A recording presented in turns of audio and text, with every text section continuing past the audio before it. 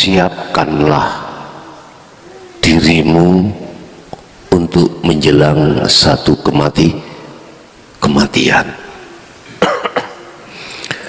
Siapkanlah dirimu untuk lekas kembali kepada Allah sebelum kita akan dipanggil dengan paksa oleh Allah untuk menghadap dan bertemu dalam satu kematian.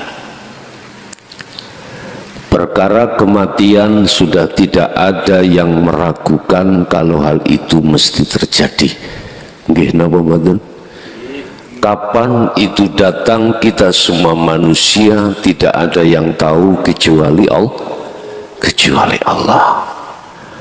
Lewat bimbingan Rasulullah, ajaran di dinul haq, di ajaran dinut tauhid inilah yang akan memberikan satu jalan, memberikan satu bekal terhadap kita ruhaniyahnya supaya bisa kembali kepada Allah dalam bentuk makrifat pada Allah. Oleh sebab itu, izinkanlah kami pada siang hari ini membahas surat Al-An'am ayat 31. A'udzu billahi minasyaitonir rajim. Bismillahirrahmanirrahim. Qad khasiral ladzina kadzdzabu biliqa'illah hatta idza ja'atumus sa'atu baghtatan qalu ya hasratana ala ma faradna fiha wa hum yahmiluna awrarahum ala zuhurihim ala sa'a ma yazirun. Sadaqallahul azim. Qad khasirah, teman-teman ciloko, teman-teman rugi sopo alladzina wong akeh kadzabu kang padha dustaake sopo alladzina dustaake biliko ilah kelawan tetemu terhadap Allah subhanahu wa ta'ala. Sungguh merugi bagi seseorang yang telah mendustakan atas pertemuan terhadap Allah. Artinya siapapun diri kita manakala tidak percaya di dunia ini atas pertemuan terhadap Allah dan atau diri kita tidak mau lekas kembali pada Allah hatta idza ja'athumus sa'ah, sehingga datanglah satu waktu di mana waktu itu baghtatan, yang mengagetkan, waktu yang baghtatan ini adalah satu kematian. Kalau bahasa syariat as-sa'ah baghtatan itu adalah hari kiamat. Mereka pada menjawab, qalu ya hasratana ala ma faradna fiha.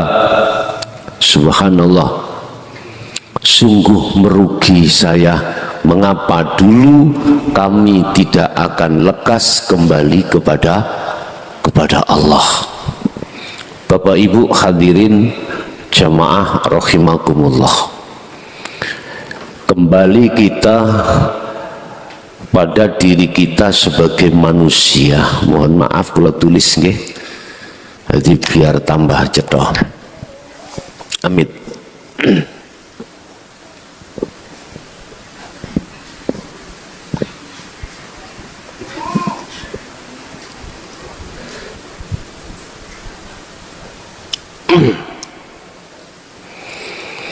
Kita sebagai manusia Allah ciptakan ada dua unsur Bapak Ibu. Ada unsur jasmani, yang kedua adalah unsur rohani.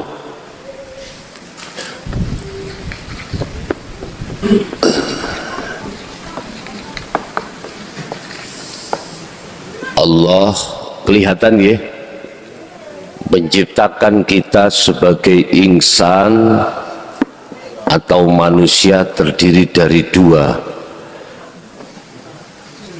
jasad kemudian ruh. Ini tidak bisa dibantah Bapak Ibu ya.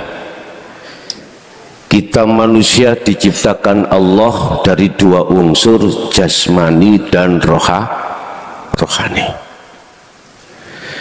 Jasmani kita dibimbing oleh Allah lewat Rasulullah, hukum syariat. Rohani kita bimbing menuju makrifat. Makrifat berarti kembali kepada Allah.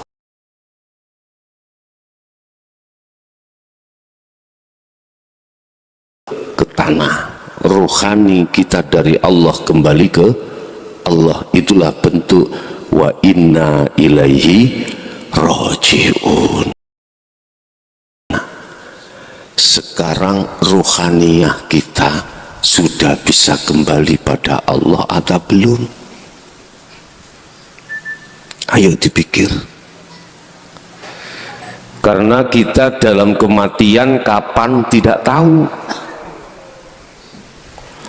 Allah berkata, barang siapa mangkana fi hadhihi a'ma, barang siapa di dunia ini kita belum bisa kembali kepada Allah, kok ya sudah ketututan mati, maka wahuwa fil akhirati a'ma wa adhallus sabila. Jangan harap rohaniyah ketika mati, ketika ditarik Allah itu bisa kembali kepada Allah. Kita harus curiga Pak, mengapa ada alam barzah yang diterangkan di dalam Al-Quran, di dalam hukum syariat, wa min waraihim barzahun ila yaumi yub'atsun. Apa alam barzah itu? Mengapa tidak langsung ke hadirat Allah? Padahal Allah katakan wa inna ilaihi raji'un, kau harus bisa kembali kepada Allah. Bapak Ibu, adanya alam barzah itu karena si ruh tidak bisa kembali kepada Allah. Wa min waraihim barzahun. Apa sih barzahun? Alam barzah itu bagaimana? Kita semua belum tahu ngalami ya Pak, Bu, dereng nate nggih. Hanya orang yang suluk, hanya orang yang kholwat lah tatkala dia itu tadi ditarik Allah di dalam alam barzah, maka dia akan bisa ngalami. Bagaimana bentuknya alam barzah itu? Bertanya-tanya kita, hikono eneng wong dodol pentol apa gak? Ngoten ya. Ternyata Allah jelaskan alam barzah adalah alam pembatas antara dunia dan akhirat. Barzakhun maknanya dinding, dinding yang tebal, dan di dalamnya itu enggak ada lampu seperti ini, enggak ada Pak, enggak ada. Gelap dan penuh dengan penyiksaan. Itu alam barzah.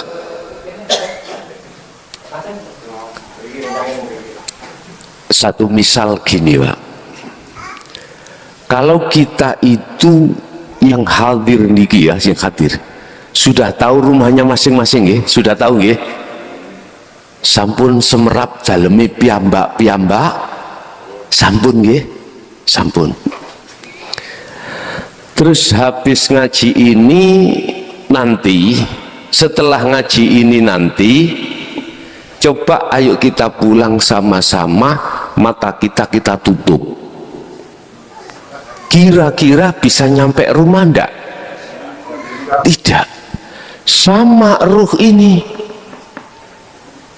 Kita tahu innalillahi dari Allah. Terus nanti ditagih Allah wa inna ilaihi raji'un, harus bisa kembali. Ruhaniyah kita itu Bapak Ibu aslinya itu ahli syurga semuanya manusia. ning dunya niki ya alami kadal, alami ulo, alami kalajengking, alamnya itu hayawan-hayawan. Sebetulnya kita itu adalah alamnya adalah jannah asal muasal. Domisili kita itu aslinya adalah surga. Oleh karena kita diturunkan di dunia sebagai khalifah, mimpin terhadap anak istri, mimpin terhadap nafsu di dalam diri kita, maka selanjutnya ruhaniyah dituntut untuk bisa kembali kepada Allah. Kapan masanya? Kalau kita sudah meninggal. Nah, pertanyaan sekarang, tidak mungkin Bapak, Ibu, ruhaniyah akan kembali bisa terhadap Allah manakala ruhaniyah kita, mata ruh kita, mata hati kita masih buta. Fi qulubihim maradun fazadahumullahu marada walahum adzabun azim. Nah itu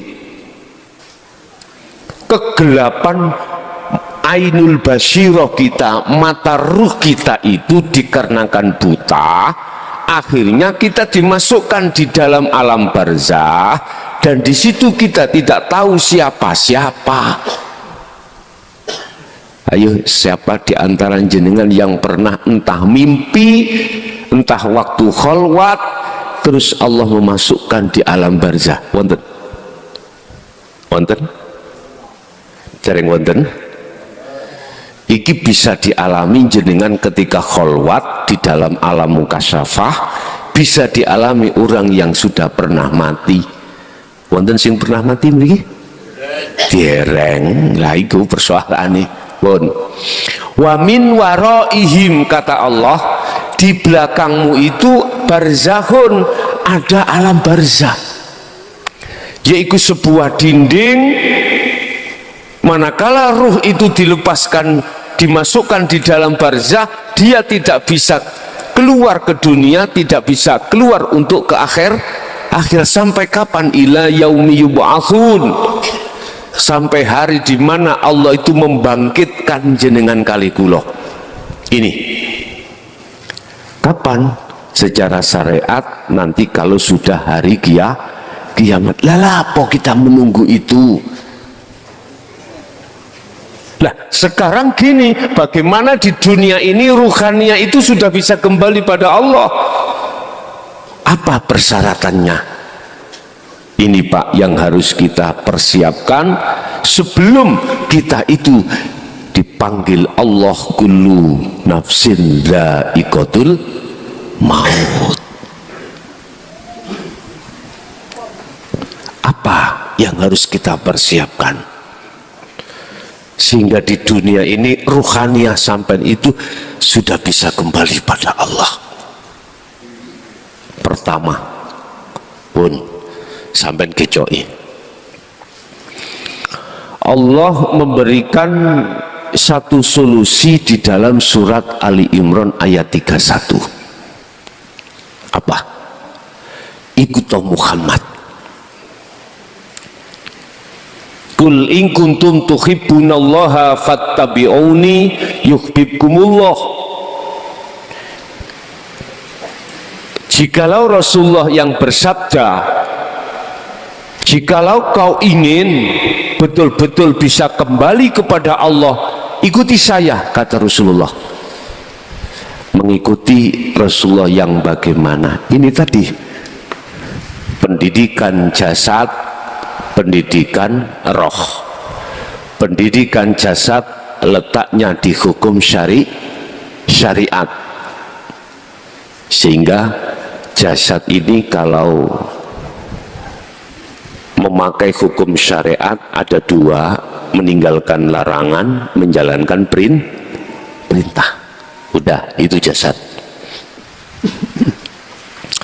Selanjutnya mengikuti Rasulullah yang bagaimana? Niki Pak, pendidikan ruhaniyah. Sebab kita manusia itu tidak hanya jasmani, ya juga rohani. Tidak hanya roh tapi juga jasad. Dengan pendidikan dinul haq, ajaran tauhid yang mengesahkan pada Allah, itulah Rasulullah memberikan solusi jalan untuk umat, supaya umat ini mata ruhaniah kita itu tidak buta. Sebab asalnya kita tidak buta pada Allah, lah butanya sebab kita itu ditutupi oleh nafsunya masing-masing. Dengan apa nafsu menutupi ruhaniah kita terhadap Allah? Lawang Allah itu nyoto ning ngajeng sampean, Allah iku yo nyoto ning kiwa tengen ndukur nisor sampean jaba nyeruh. Mengapa itu tidak nyata? Al-haqqu laisa bimahjubin. Kata Sayyidina Athaillah di dalam kitab Hikam, sesungguhnya Allah itu tidak bisa ditutupi dengan suatu apapun. Tapi mengapa kita menganggap tidak tahu Allah itu gaib, Allah itu tidak nyata? Itu sebab mata hati kita, Bapak Ibu, telah ditutupi oleh nafsu, yang nafsu menutupi kita. Wa yastahibbunal hayatad dunya alal akhirah. Surat Ibrahim ayat 3. Nafsu membikin perkara selain Allah yang disebut kesenangan dunia itu dimasukkan di dalam ruh.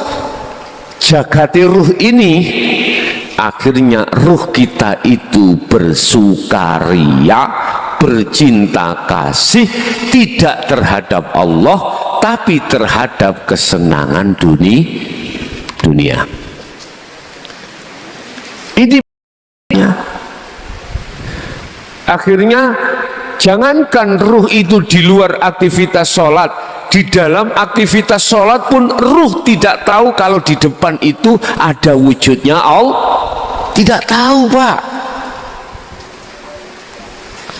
Karena meripat ati sampen kali kula iku ketutupan perkara selain Gusti Allah. Pun kuncinya ada di situ. Terus bagaimana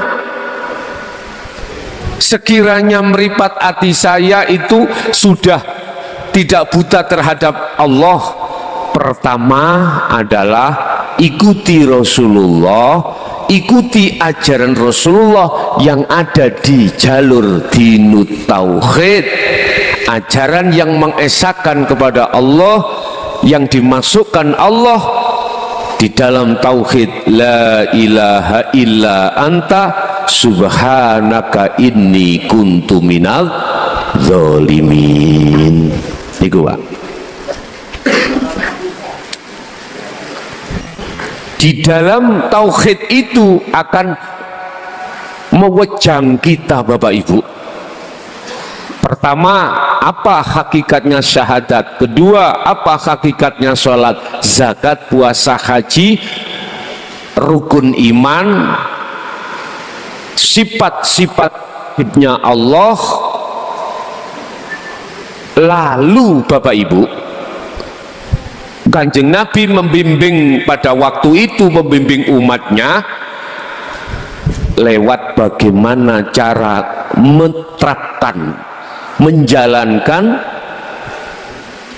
atau membuktikan ilmu yang diwejangkan oleh Kanjeng Nabi pada saat itu. Kalau sekarang berarti tabi'ina solihin adalah guru-guru kita akhirat. Itu yang membimbing kita. Pertama di situ. Bagaimana caranya kita meraktek nih hakikati syahadat, hakikati sholat, hakikati zakat, hakikati poso, hakikatnya haji. Bagaimana maksud hakikati rukun iman itu dijelaskan terhadap kita. Selanjutnya kita diperintahkan untuk meraktekne ilmu-ilmu yang ada di situ yang disebut sebagai kholwat atau uzlah atau zuhud. Ini kuncinya, Pak. Jadi ilmu umpama saya ibaratkan sebagai sabun, baju yang kotor laksana ruh kita.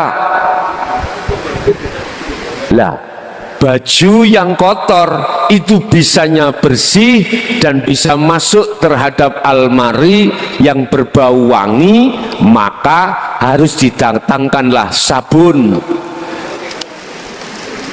Amal atau kholwat itu laksana kita mencuci baju tersebut, itu dengan terus menerus kita kholwat, kita zikir, kita menjalankan semua apa yang telah ditetapkan di dalam ajaran dinul haq, yaitu zikir sirul asrar dan fana'u zikri, tetap kita jalankan walaupun itu berat.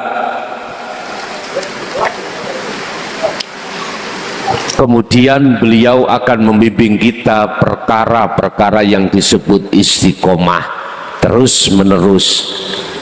Wadhkur isma rabbika bukratan wa asila wa minal laili fasjud lahu fasabbihu lailan tawilan.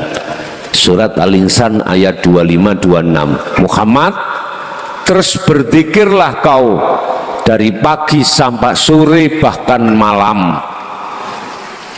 Olehnya kau berzikir semata-mata untuk mensucikan ruhaniyahmu dari perkara-perkara yang mengotori hati atau mengotori ruhaniyah yang disebabkan oleh hawa nafsu.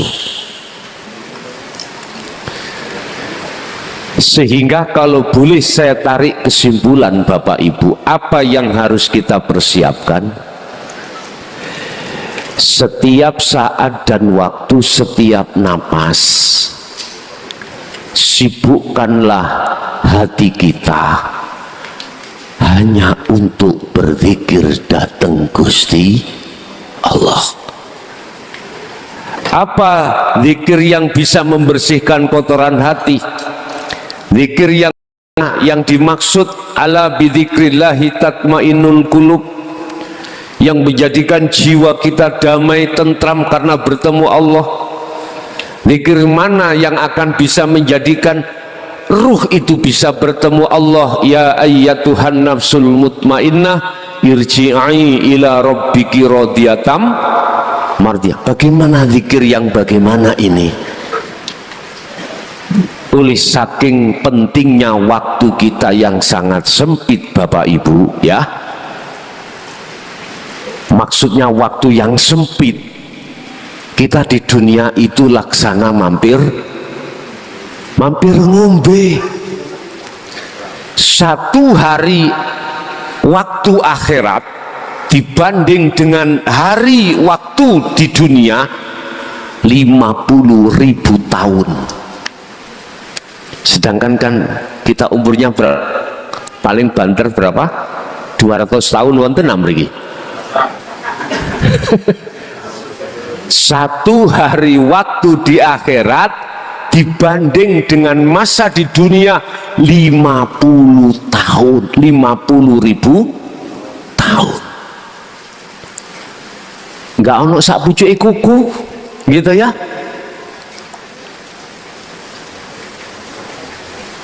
Kapan lagi kita akan membersihkan kotoran-kotoran di dalam ruhaniyah kita? Allah sudah mengatakan dalam surat Al-An'am tadi, sungguh sengsara bagi orang ketika saat di dunia itu tidak mengadakan pertemuan terhadap Allah. Enggak, ayo dipikir. Sering kula katakan, iki wis 2023 mau 2025. Tanda-tanda Allah mau menghancurkan dunia sudah. Musibah di sana sini, banjir juga dan lain sebagainya. Bapak Ibu, apa zikir yang bisa menghantarkan sampean bisa bertemu Allah? Pun iki mutiara sampean gejoi sampak sedo. Apakah zikir jahri? Ini pertanyaan. Kita dikenalkan oleh syariat ada zikir la ilaha illallah. Ini akan menelurkan zikir jahri. Di thariqah kita la ilaha illahuwa akan menghasilkan zikir sirri, diucapkan dalam hati. Di hakikat ajaran ruh iki mang la ilaha illa anta, di sini akan mengeluarkan zikir sirrul asror. Ini Bapak Ibu yang selama ini dirahasiakan oleh orang-orang yang tidak bertanggung jawab.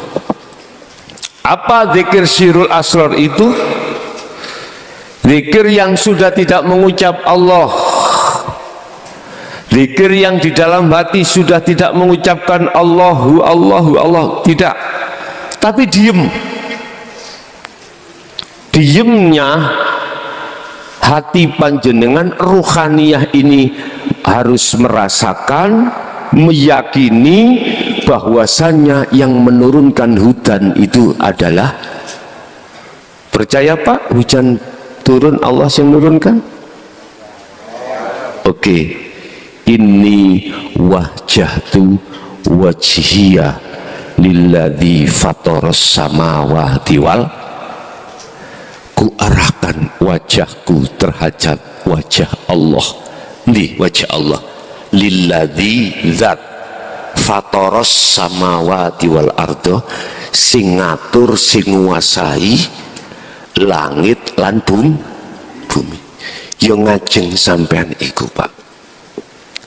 Kalau kita lihat mata dohir Pak, yang ada kosong, betul. Tapi tolong sampai lihat dengan mata hati jenengan, yang mata hati sudah tidak ada satirnya atau hijabnya atau tutupnya atau penyakitnya, maka yang kosong ini justru berisi. Caranya bagaimana? Tolong Bapak kumandangkan terus zikir sirrul asror. Apakah dalam hati kita ngucap sirrul asror? Tidak. Praktek keyok nopo? Fungsinya bagaimana? Ini ada 3 Pak. Ada 3 tahap. Pertama, merasakan. Ini namanya su'aul basiroh. Merasakan itu adalah meyakini.